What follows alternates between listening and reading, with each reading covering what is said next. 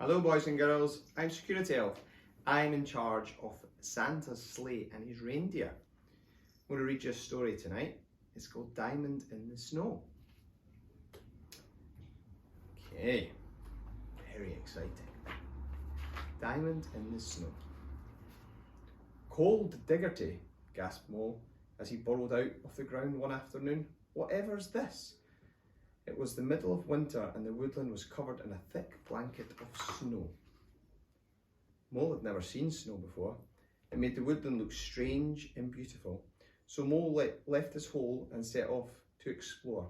It was so quiet, as if everything had fallen under a magic spell.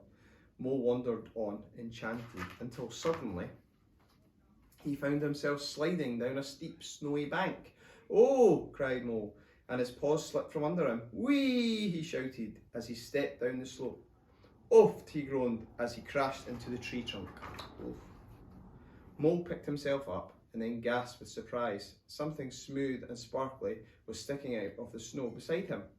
Mole was sure that it hadn't been there a moment ago. It has appeared as if by magic, thought Mole. It looks like a diamond, he decided. I must take it home.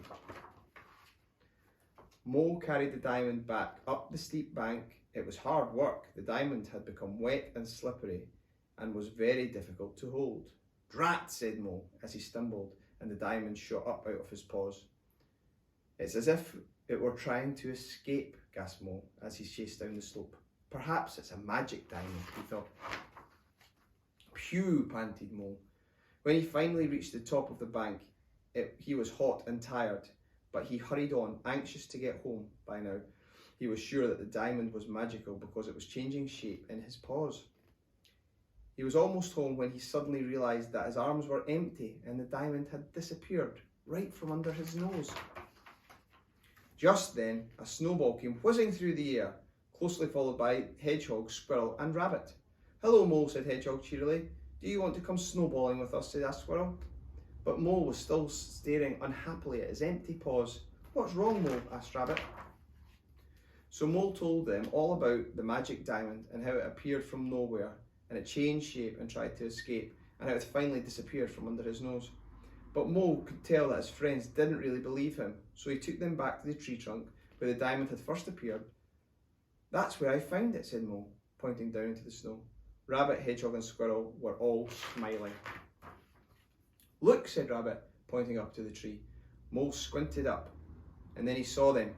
The tree above them was filled with hundreds of diamonds. They were all hanging from every branch. "They're icicles," said Squirrel. "They were just frozen water," said Hedgehog.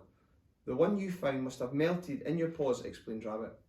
"So it wasn't magic then," said Mole, sadly. "Not really," said Rabbit, kindly.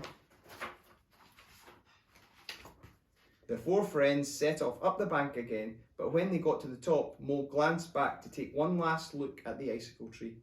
"Wait a minute," he said excitedly. "Look!"